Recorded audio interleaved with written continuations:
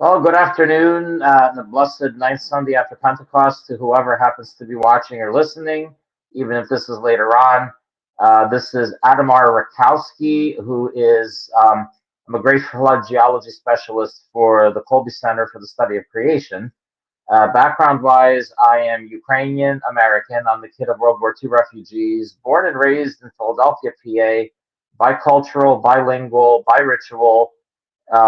We had about, I'm guesstimating about 50,000 of us living in Philly. So I was immersed in Ukrainian culture and also in American culture. So I've learned to think outside the box and to question narratives unless there's a solid data set to back them up with.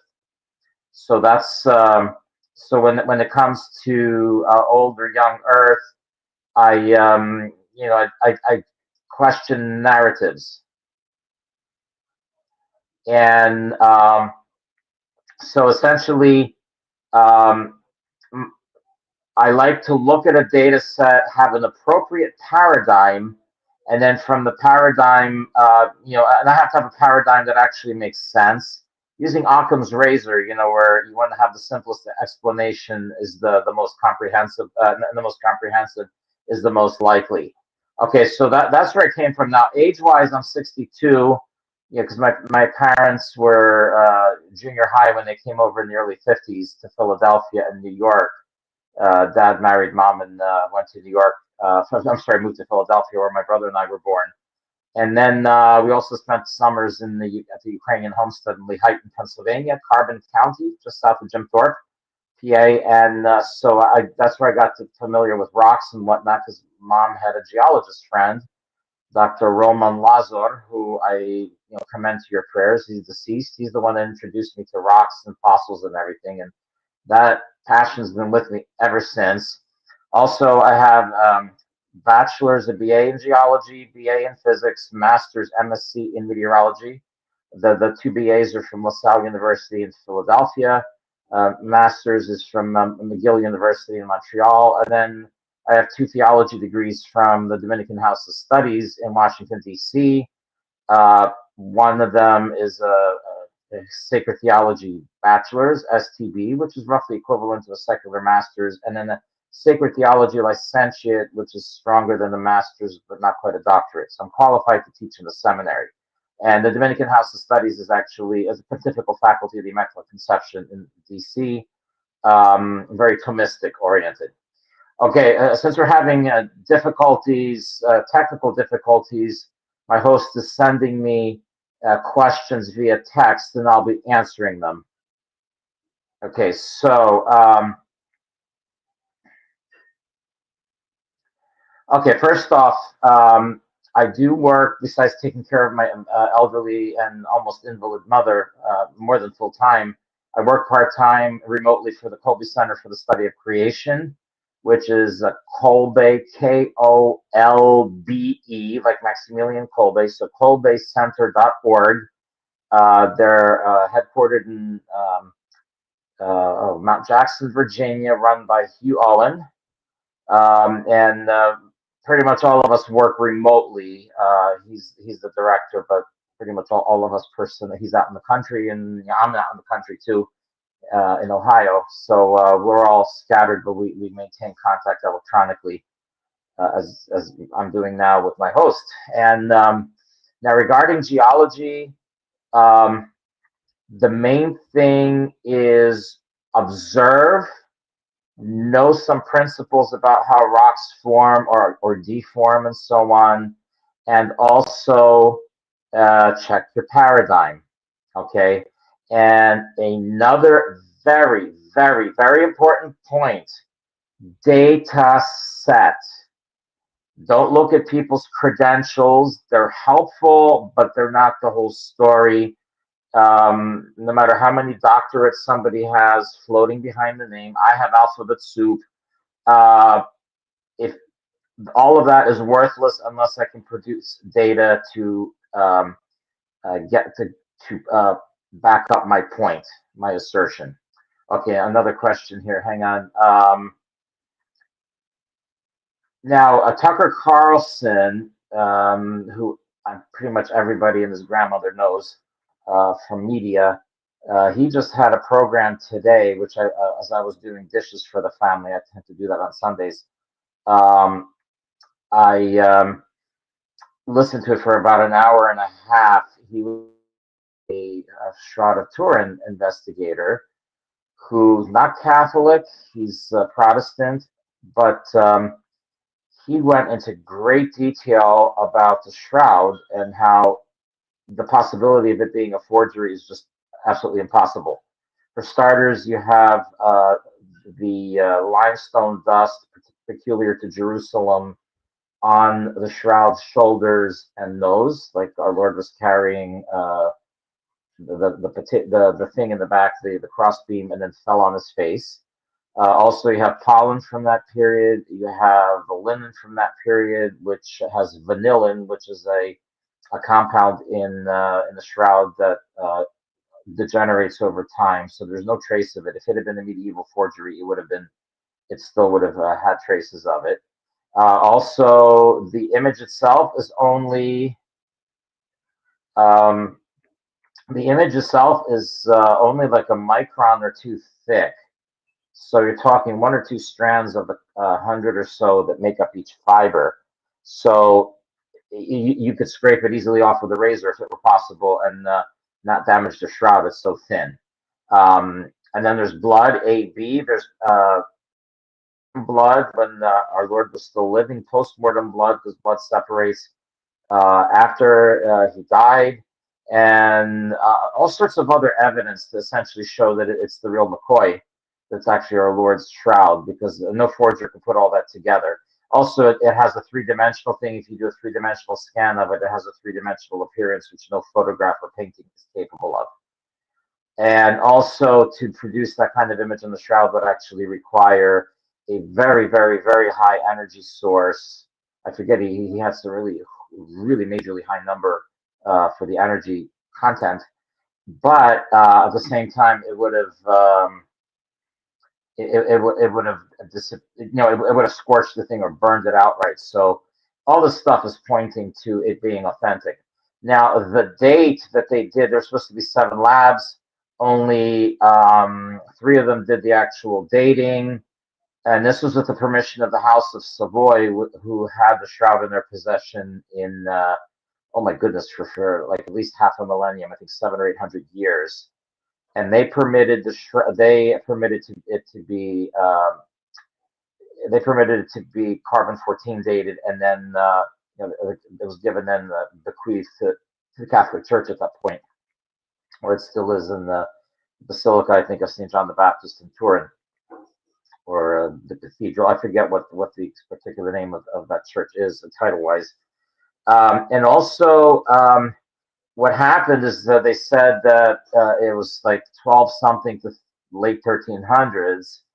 I vividly remember a picture of that because this was in '88 when I was I was 26 at the time, and I remember a couple of cynical-looking young scientific types sitting in front of a chalkboard with the dates and an exclamation point, which is not very professional. I mean, if you're doing findings, you just present them and that's it. It's almost like they were relieved. And actually, I think 1 or 2 of them I remember reading separately admitted that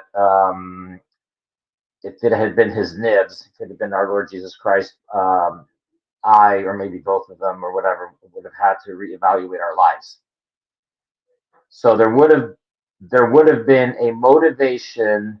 There would have been a motivation for them not to have it authentic. And it turns out that for 29 years, I don't know if it was the British Museum or Oxford or a combination, they kept a lot of the data suppressed, and somebody did a Freedom of Information Act equivalent in Britain request to find out why, what they were hiding. And it turns out that the piece of shroud that they had taken to date was actually from a corner. So it wasn't the original shroud, it was a repair from the Middle Ages, which had cotton fibers. And there were no cotton fibers in the original linen in Palestine at that point.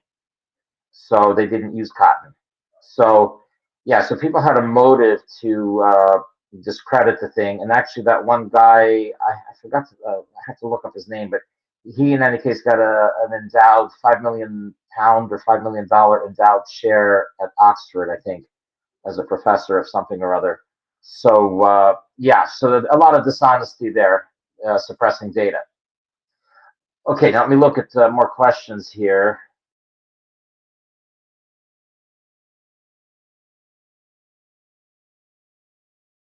Uh,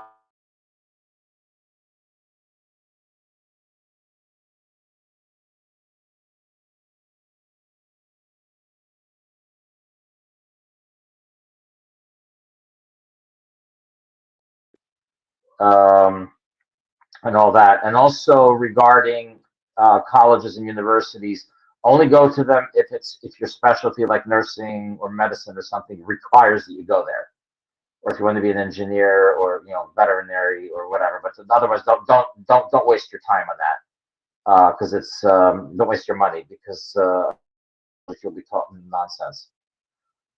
Okay. Um, okay, and yeah, they covered up regarding the shroud. Um, they covered up essentially what sample they took and what the results were, except for the one range of years that they did. So, which is dishonest. And at 29 years, they kept it hidden until somebody finally pestered them enough to reveal it. Almost 3 decades later. Yeah, in college, university, again, I already said, don't waste your money on it unless it's some profession you're going into that absolutely requires the training. Okay, now Young Earth, that came after my geology work. Because I went to a Catholic university, at least Catholic in name, um, and it was LaSalle University. LaSalle College became a university right after I graduated in Philadelphia, PA. And I was told, evolution's fine, and Genesis is myth. I learned that elsewhere. But what started me doubting was, I don't know how long after it was, but maybe I'm estimating about 10 years. The first cracks appeared in the armor, so to speak, because we had a railroad bridge on 10th Street and Charlton Avenue in the East Oak Lane section of Philadelphia. And that 100-year-old railroad bridge, which had freight and commuter rail, slightly cracked, and it had a stalactite hanging from it. It was about 3, 4 inches long. And I'm like, wait a minute. The cave tours, at least back then they did, it takes thousands of years to accumulate these things. And here this thing was less than 100. So that started me doubting. But the problem is I had no paradigm to account for it. How do you take that? So the long time frame started to crumble, but I didn't have a paradigm to explain the Great Flood, and so I saw all this stuff, all these strata, fossils, and all that, and I was believing what Genesis said, but I couldn't connect it with the science, with the actual physical observations. And our place in the mountains, I had a lot of sandstone, some of which contained uranium, and we had glacial deposits on top of that. So plenty of stuff, and coal measures, and it was a fascinating, geologically fascinating area.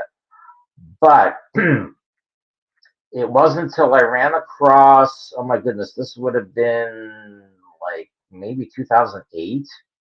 I forget the exact year. Walt Brown, he's an engineer. He's very old right now. Lives in Arizona somewhere, I think Phoenix area. He came up with a book, the hydroplate theory. The book is called "In the Beginning: Compelling Evidence for Creation and the Flood." So, in the beginning, compelling evidence for creation and the flood. He has a theory called the hydroplate theory, which is extremely comprehensive. It's a paradigm that once I saw it, I embraced it wholeheartedly because it accounted for pretty much everything, including asteroids and meteors and everything. There's all this brouhaha, like, oh, they got organic matter on them, and oh, there must be life on other planets. It's like, no, this stuff is from Earth. It's just coming back home, so to speak.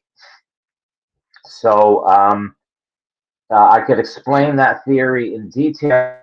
That'll depend on my host. And I think there's one other question. I think I covered all that. And the book is actually available for free in an online form at creationscience.com. Creationscience.com. Okay, and if in case I didn't mention the Kolbe Center website, Kolbe Center, KOLBE Center.org. Okay, no capitals, no spaces for either of those websites. Creationscience.com, KolbeCenter.org. And yeah, and so now I'll await further questions from my host regarding the geology of the Great Flood in general. Um, and also, I okay, here we go. Let me just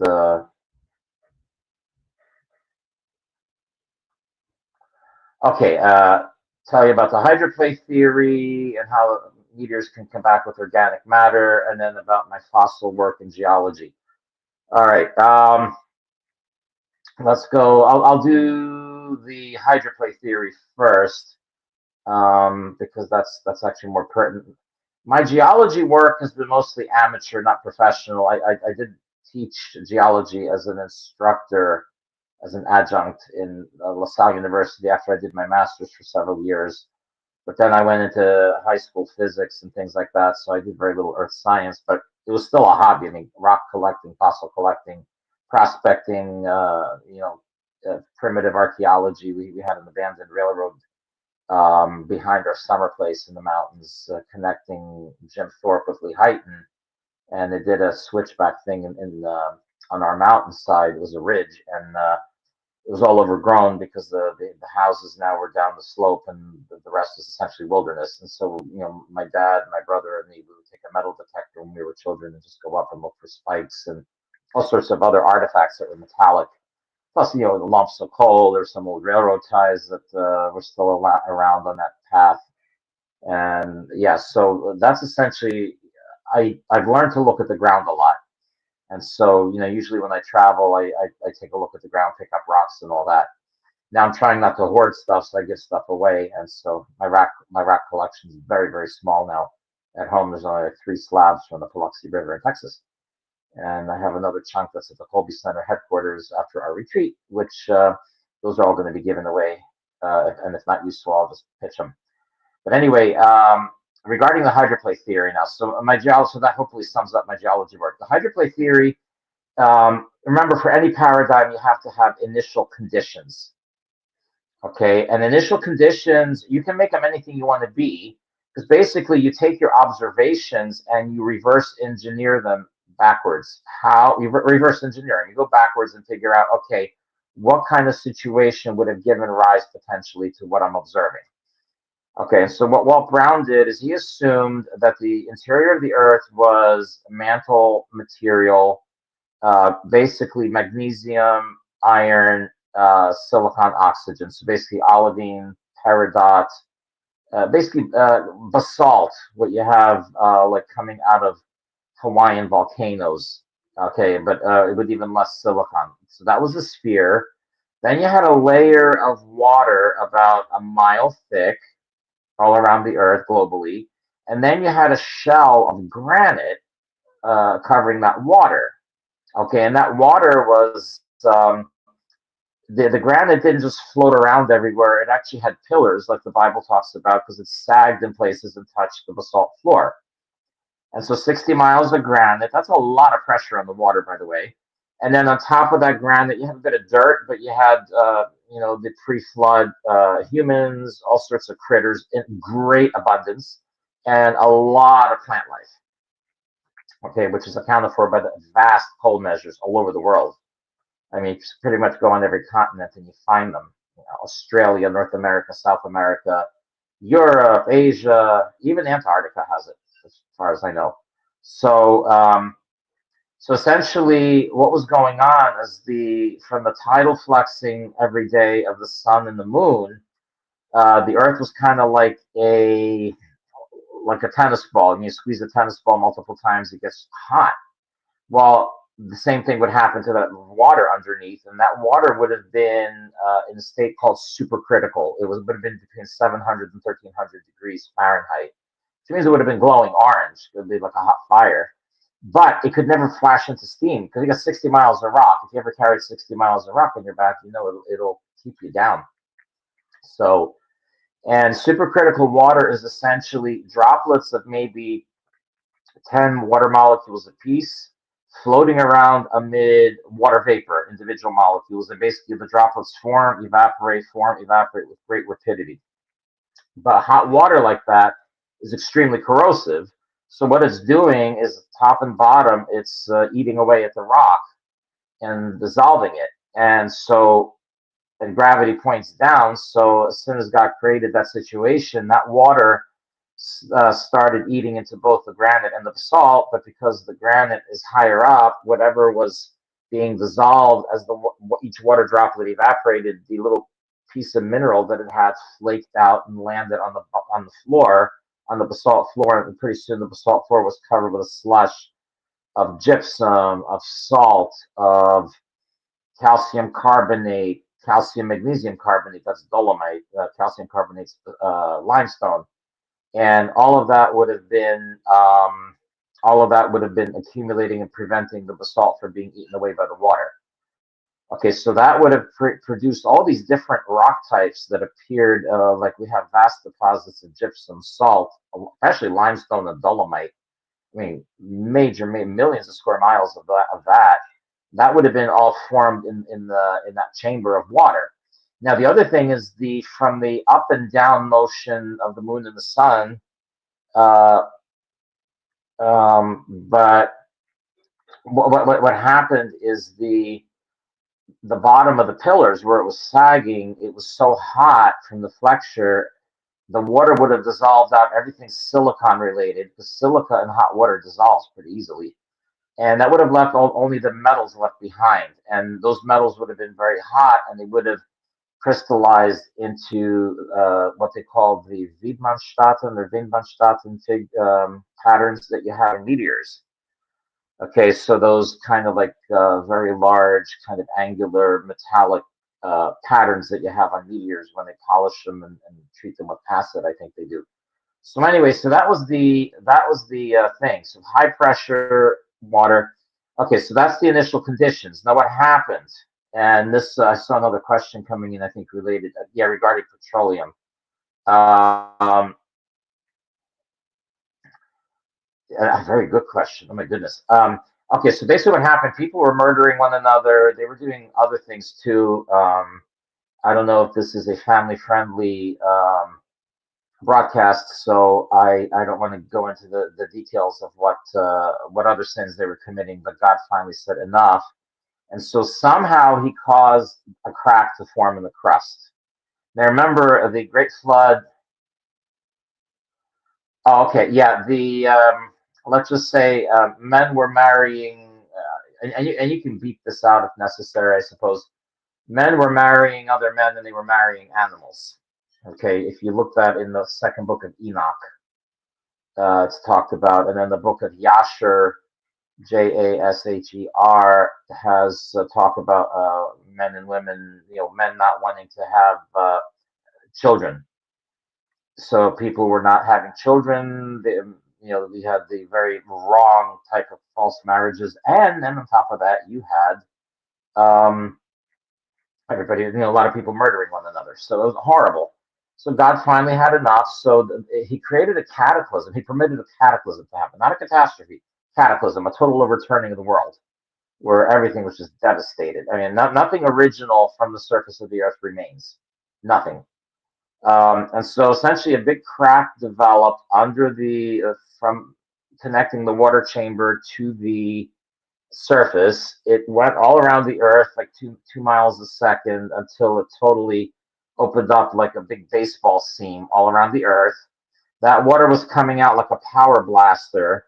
And remember, 60 miles of granite. Granite can support itself as a cliff for maybe 5 miles, not 60. And so as soon as the crack opened, the granite started collapsing into that chasm and crumbling. And then the water blasting out at supersonic speed was crushing it and powdering it. And a lot of the water went up into space, and like out of a tire, air out of a tire, it cooled off and started falling as torrential rain. I mean, like blindingly torrential rain. And at the same time, some of it was oozing sideways from the crack. And of course, the pulverized rock, a lot of it would be going sideways, some of it would be going up and down. And so you ended up developing sediment. And of course, the sideways water would be uprooting trees, killing critters, and creating vast vegetable mats floating around, which later settled to become coal. And so at the same time, the edges of that crack are fluttering up and down like a ginormous water hammer, like you have in old plumbing, with the kind of the boom, boom, boom, boom, boom type thing. And and that was actually helping sort the sediment out to some degree, like you have with mixed nuts, where you shake the canister up and all the peanuts go to the bottom and all the Brazil nuts go up the top. It was that kind of thing. So it's to help sort out the dead animals, and also um, the crack kept widening and widening, and the sediment kept accumulating on the rest of the surface that wasn't on the crack. And what also happened is the water, because of the water hammer, was coming out in tsunami like pulses, big ones and little ones. And one of the things that water does, people always assume, well, if you have a bunch of layers, they were all deposited separately, the oldest one's on the bottom. Well, Guy Berthaud, Guy, Guy Berthaud, B like boy, Erthault, like Tommy. His website is sedimentology.fr. He's a Frenchman. He studies. He took these plexiglass channels, and he would run currents of water through them at various speeds, and the he would mix different particle sizes, and so he would end up seeing what happened. And it turns out that if you mix the particles and have you have a water current, it'll actually deposit a whole layer cake. And just show with my finger straight across. So it's not like one layer is the bottom and the oldest, and then the youngest is up top. It's actually the whole pattern just continues intact over a big distance.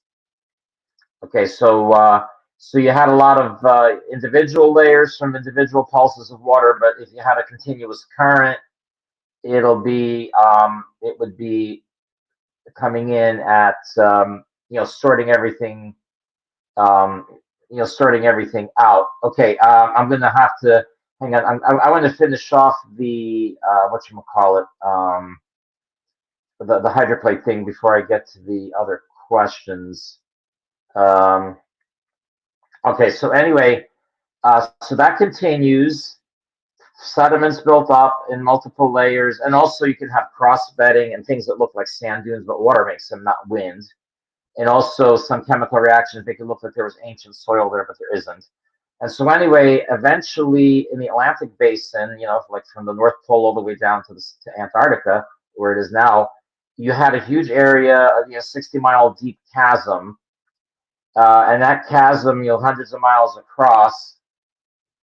That stuff started bounding upward, and in the sphere, if you pull a little bit of area up really high, on the other side, a much bigger area settles down a lesser distance. And so the Pacific side of the Earth, basically whatever was there, sediment, crust, and all, it crumbled shattered into a million pieces, and went down and in altitude, and from all the friction and the gravitational potential energy, because the Atlantic rose up about 50 miles, the Pacific would have dropped maybe, I'm guesstimating, 20 miles or so.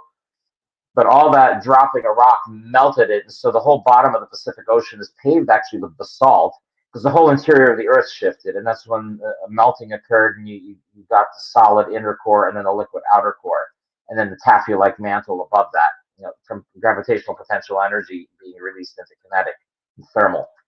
Okay, and at that point, the continents were now covered with a couple of miles of sediment. Remember, this is all underwater the whole time. They shifted toward the Pacific Ocean largely. That's a simplified expression, but there was some sideways shifting. But you look at the Ring of Fire, that would have been all those continents covered with sediments sliding, and the collapsing Pacific floor would have been developing trenches from all the fragments that were going down. So it wasn't plate tectonics, actually. And these granite plates that were left, they were sliding on the remnant of water that was still left underneath. And then everything stopped, and then what ended up happening is that all these mountain ranges thrust upward. The ocean basins were all of a sudden, Pacific really made a lot of room that wasn't there before. And so the floodwaters started running off the surface and exposing the continents. And Noah, and also because of the sliding and friction, all these volcanoes underwater. The Pacific has about 1 or 2 million cones, a lot of some of which, not a lot, but some of which are still active underwater. And then you have something like Mount Ararat blasting up about 14,000 feet. That all happened in very rapid time. And they actually have pillow lavas on Mount Ararat thousands of feet up. That means they formed underwater. And so that's where the ark came to rest. Now, two questions. One is about how the ark survived gopher wood, and the other one is how uh, petroleum. Okay, I'll start with the ark. Gopher wood, actually, the theory that I heard from the Creation Evidence Museum in Glen Rose, Texas, is that because there was no petroleum back then, before the flood, what Noah did is he essentially took sap from a couple of trees, different types of trees, boiled it, and he would immerse all the planks into it, where the sap would just soak directly into the very fiber of the wood, and it created not only a waterproof surface but a waterproof interior. So the gopher wood wasn't some species of wood; it was actually a technique of preserving wood that you can. I mean, now later on people would pitch it with pitch, tar or whatever, but this was actually a boiling where everything just went right into the interior of the wood, and the whole thing was essentially like a waterproof thing. Now, as for petroleum, you had a lot of animals that were actually entombed deep down in the sediments, and when you put heat and pressure on them, they turn into petroleum. Some places actually use that method on a small scale to get rid of, let's say, you're a turkey farmer and it's Thanksgiving, and you have a jabillion turkey heads and turkey claws. What do you do with them? You can't really make them into food. Maybe you can cook soup out of them or something. I don't know. But what they do is they put them into a giant pressure vessel, turn on the heat and pressure, and after I think it's like a few hours, they turn into a layer of very mineral rich water in the bottom and oil on top. So the beaks, the bones, everything, it just totally changes. And so you have no recognizable turkey stuff at all. And you could do that with all sorts of animal material. And so the petroleum deposits would be that. And we have so many of them that indicates that we have, the earth was just covered with critters. And then the coal deposits, I mean, the wood floats, so that would have been floating on top normally of the sediments and then get buried by later ones. And so it didn't go as deep as much as a lot of the animal stuff did. And so, yeah, I mean, the question was, microplastics, because plastic is petroleum derivatives. So maybe, maybe it is a sort of curse for us to use it by God. But, we don't know. We aren't knowingly doing it, knowing that so there's some human remains mixed in there. So now regarding, let me just look at the questions here.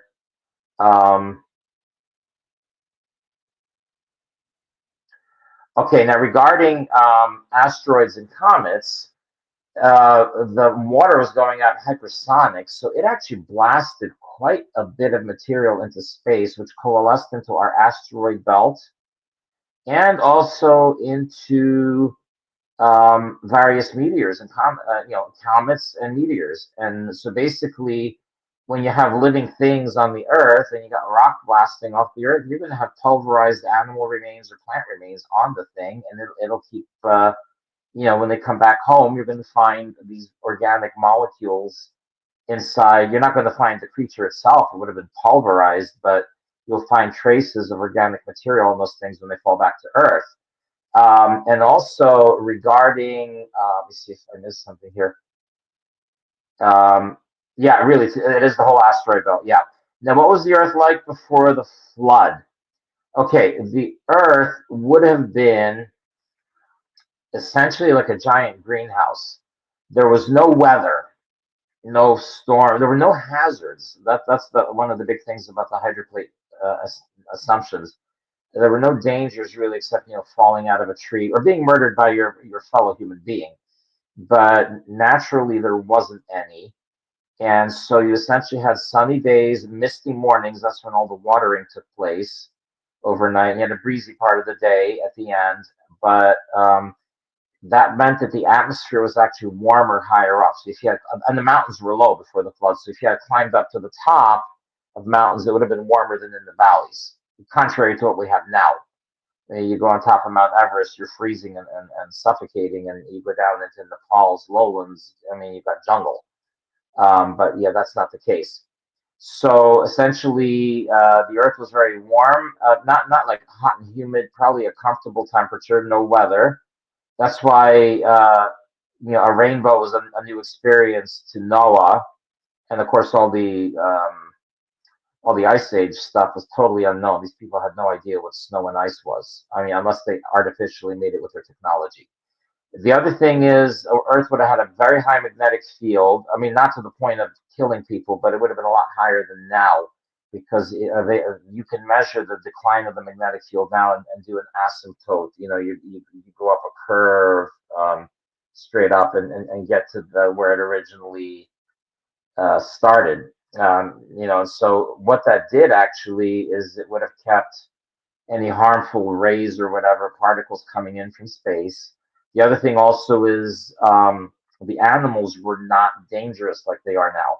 I mean, the University of Nebraska in Omaha did a study with snake venom, and I forget which snake, or snakes, but when the magnetic field was applied to the venom, it unraveled the protein and made it harmless. So essentially, since everything was plant eating back then, including the people, it is conceivable that the magnetic field is what kept everything from being poisonous. Okay, and then you're wondering, okay, well, what about the snakes and the spiders and all that? Well, and I'm not forgetting the question about the technology. Um, Spiderlings now, to the best of my knowledge, when they come out of their eggs, they're so tiny, there's no insects for them to eat that are big and small enough. And so what they do is they capture pollen with their webs, roll it up, and then they inject their venom into the pollen because it's digestive fluid. They digest their food on the outside for the most part. We do ours on the inside, and so essentially what very likely the spiders did before the flood was capture pollen on their webs because the plant life would have been very lush year round, at least in the non-polar regions, and then they would have eaten the ball of pollen, injected their stuff, and I think that's what snakes would have done too. They're the ones with their fangs that actually have venom. I'm guessing here, but they would have likely gone and injected their venom into fruit, like oranges or lemons or something, turned it into a nice mush, and then swallowed or made the fruit soft, and then swallow the fruit whole, and then have like a porridge in their stomach instead of a tough fibrous thing that a fruit normally is. Snakes don't have chewing teeth like we people do, the humans, and so yeah, so that's so you look at mosquitoes probably would have been just simply feasting on plant juices, and I would say even the same thing with ticks. So all this noxious stuff was not noxious. Oh, and I'll just finish off with dinosaurs. T-Rex, and again, this is a data set you can verify for yourself. Look at their teeth; they look scary. Look at a skull of a camel or a hippopotamus that eat plants. They're horrific looking. Their teeth are nastier looking than that of a T-Rex. And also, you got those little arms that a T-Rex has. What good is that for capturing another dinosaur? That's just totally impractical. But the plants back then, you look at the dragonflies, they're like 3 foot wingspans or a foot and a half, something ginormous. Plants would have been a lot bigger too because it would have been a very comfortable climate and the atmosphere was denser and more oxygen. We have about 20%, they're guesstimating would have been like in 32% range. So things would have grown huge. So imagine T Rexes really being plant eaters, um, grabbing bamboo that would have been like 100 feet high or whatever, snapping it with those little arms, and then using that big jaw to munch on it like celery. Imagine it eating a stalk of celery, or a Stegosaurus. I think they're correct in identifying it as a plant eater. It has those 4 big spikes in the back, and it's got a very long neck. So it could have taken those spikes, bent tall grass over, and then turned the head over and just started chowing down. So these critters all would have been largely harmless back then. Okay. And so now regarding technology, remember people back then, I mean, you either take Genesis literally or you don't. If people are telling you not to take it literally, they better have a good data set to tell you why not. And Wellhausen and all the people that were denying the literal truth of the Bible, I mean, their data sets are lousy. I mean, you can go through it and including the so-called JEDP hypothesis for Genesis, which is that's a bunch of bunk. Um, and I can cover that later if my host reminds me. But anyway, people are living 900 years, 9 centuries. Imagine what you can invent by yourself in 900 years and not 90. And then at that point, you have like 6, 7 generations of descendants helping you out too. That's just the synergy there would have been amazing. So the technology of that time would have been really advanced.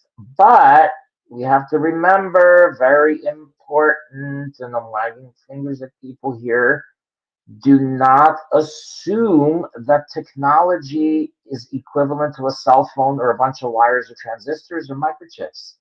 Technology could be something really simple, like what you go to Guatemala or you go to Central America, and they have these, I mean, hot and humid conditions year round, high 80s, sticky, but they have these air ducts all over the place in their large buildings that actually keep the building comfortably cool from the way they cleverly manipulate the air ducts and how it captures the wind and all that, and of course the heat of the sun and everything.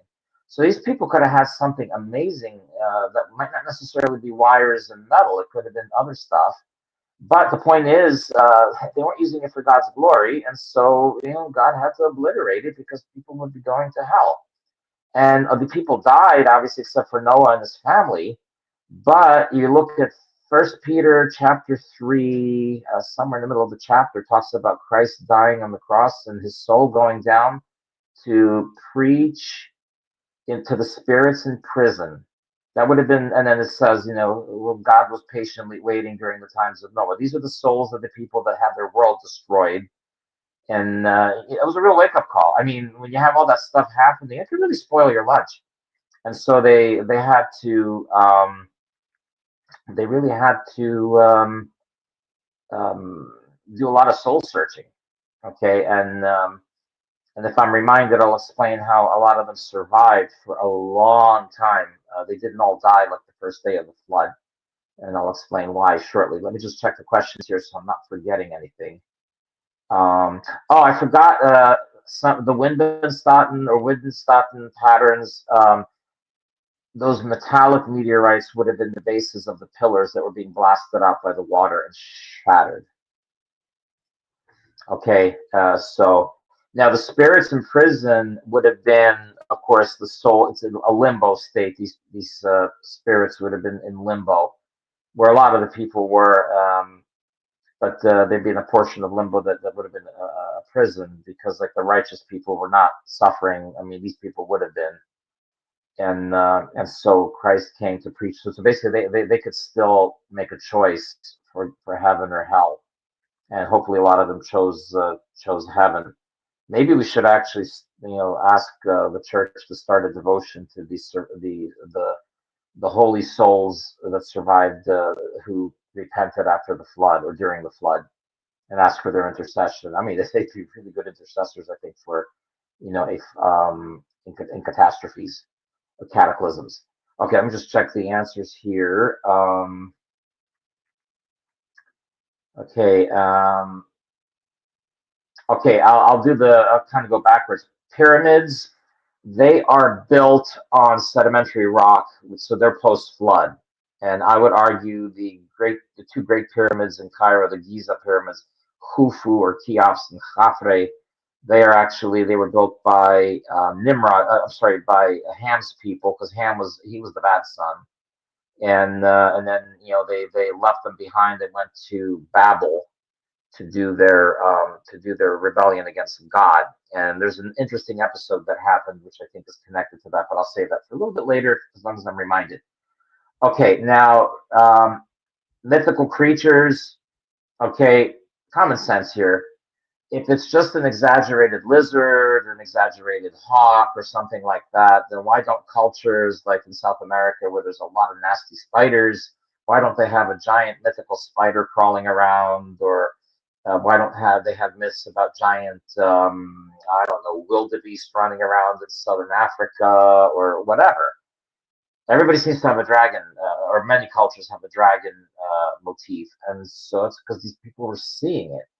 And in fact, I recommend the book by oh my god, Bill Cooper, Bill Bill Cooper, After the Flood, and make sure you purchase it new. The author, as far as I know, is still alive. He's a Brit, and he goes through the genealogies of various royal houses in Britain and other European and also even in China tribes who trace their genealogies, their royal genealogies, go back to Japheth, the one of the good sons of Noah. You know, Shem, of course, and Japheth is the one. His descendants basically got Eurasia from Spain to Vladivostok. I mean, they had that whole landmass, ginormous landmass, and Japheth's name was corrupted like Iapetus, Iapetus, Japheth. Then you got Eupator, Jupiter, Japheth. And then you go through all the others. I mean, he covers the Saxons, he covers the Welsh, you know, the Brutus's descendant, not the Brutus that murdered Caesar, but and betrayed him, but Julius Caesar, but the Brutus who the whole Brutus of Troy, who moved his people from Greece up to Wales and the island of Great Britain and settled there. And so basically, they're the ancestors of the modern Welsh. And then the Angles and Saxons came from the east, the Germanics, and drove them into Wales, a mountainous stronghold. But that's why Britain is named after Brutus, the island of Great Britain. Yeah, that whole island, Wales, Scotland, and England are actually Great Britain is the name of the island that they all sit on.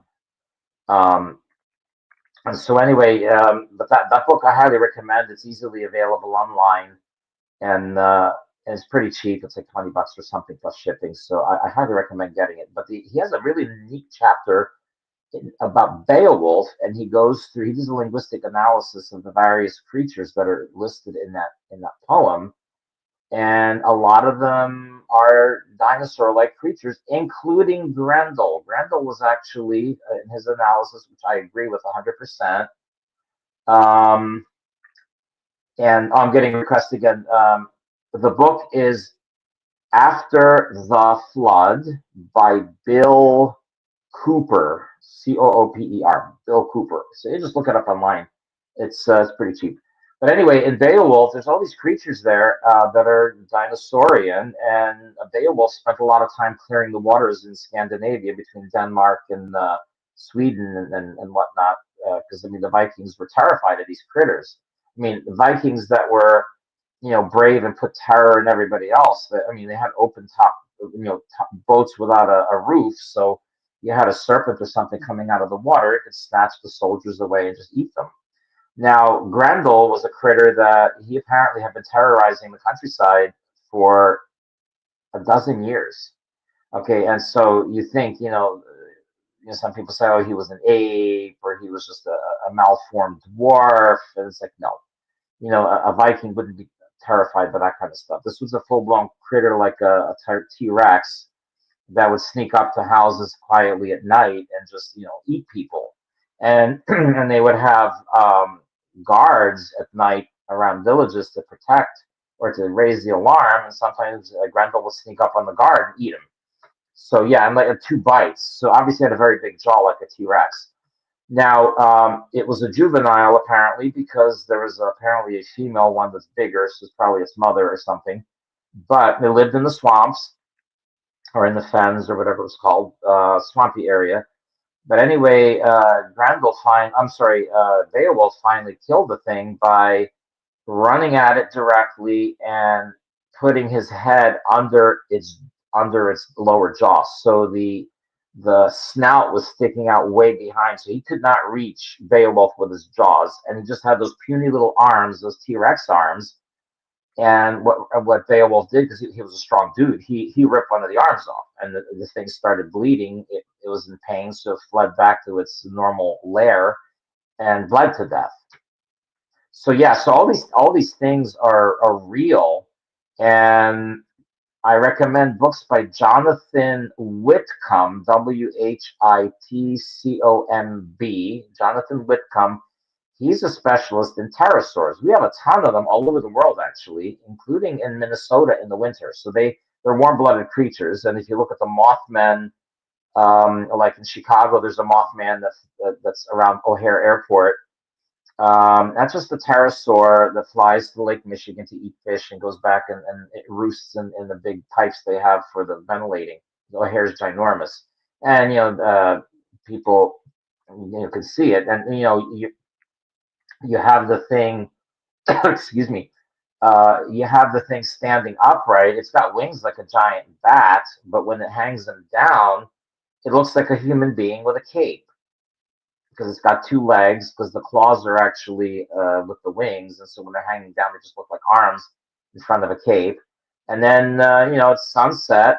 You have the sunlight shining right into its eyes, and you have that raccoon in the headlights look. The retinas are reflecting. It looks as it's got glowing eyes, and people are terrified. But that's because they're not used to thinking of dinosaurs as being alive. But it's a big critter, and pretty harmless actually.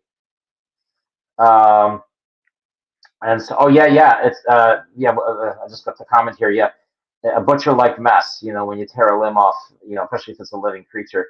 Yeah, but yeah. So the Mothman at Point Pleasant, was it West Virginia, across a river from Ohio, southeast Ohio. They have actually one of the mom's uh, physical therapy people said that she's from Southeast Ohio, and says there's a lot of Mothman stories there. And actually, the Point Pleasant is actually an old munitions depot, which I think is abandoned. It's got all these teepees like you have for road salt. And apparently, these critters roost there. And then they go into abandoned mines, which are plenty of them in Southeast Ohio that have openings or whatever. So, yeah, these things, um, they're going around. They're around. I mean, so we have dinosaurs even now, and there's Mokelembembe, which is it's in the Congo, the Brazzaville Congo, the smaller of the two Congos. That's you look at a satellite view of the country. There's almost nothing there in the middle. The Likuala Swamp, Likoula. Brontos wandering around. Um, but anyway, they brumate in the dry season. They go into caves, seal themselves up with mud, poke out a breathing hole, and just kind of rest there until the rains start again. And yeah, but getting back to the pterosaurs, Jonathan Whitcomb has several books, um, and so they're worth getting. Pray for him. He's a Mormon. He needs to become Catholic. But I talked on the phone with him at length, and sounds like, and I mean, he's really consistent. But yeah, I really wish him the beautiful grace that we have as Catholics. And okay, and then so that's him. And there's also a book about the critters. I forget what the name of the guy is. He wrote the book Missionaries and Monsters. It's a short little green book, dark green. A very easy read. I mean, children could read it. They may get scared of it, scared by the stuff in there, but it's an easy read. And the same author wrote one about the African various dinosaurs. So that's worth spending the money on. And none of these books are expensive. And, they'll come to your house really quick, even if you get the cheap mail. Okay, so let me just expand this again.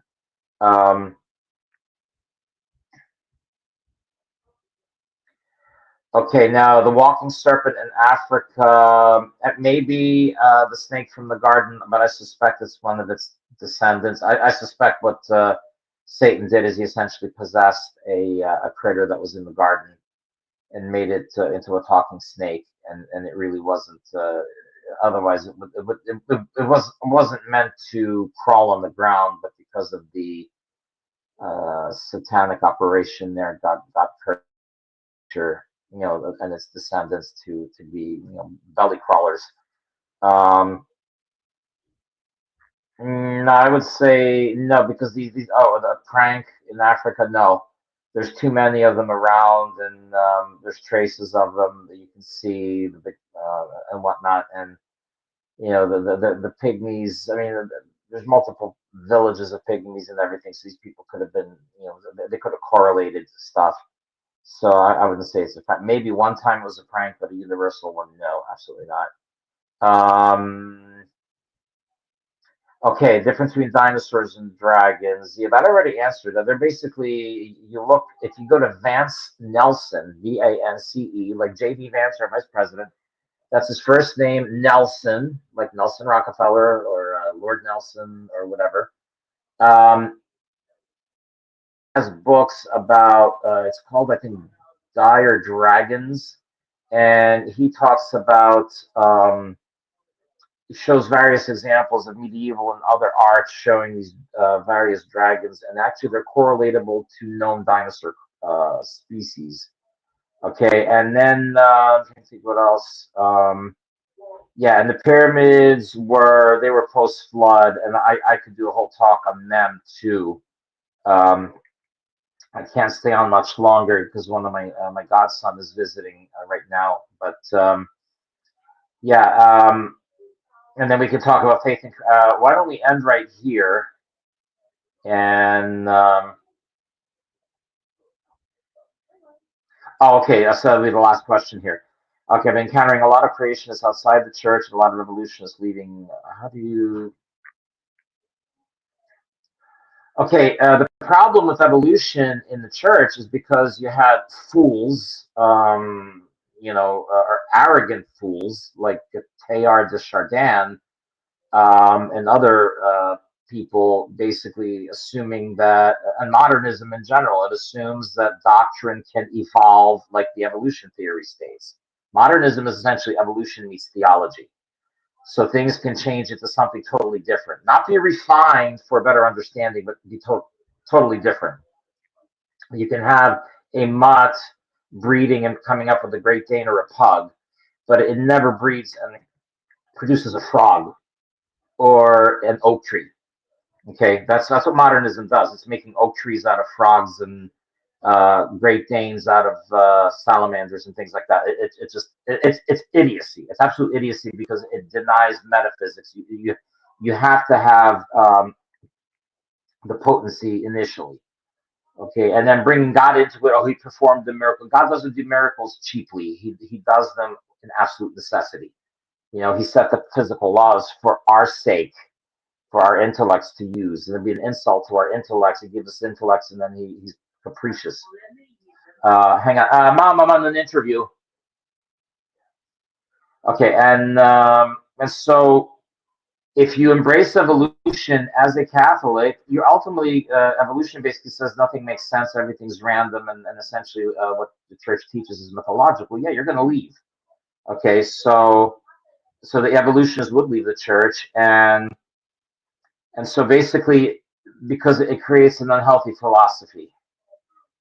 So I don't know if I answered that fully, but anyway,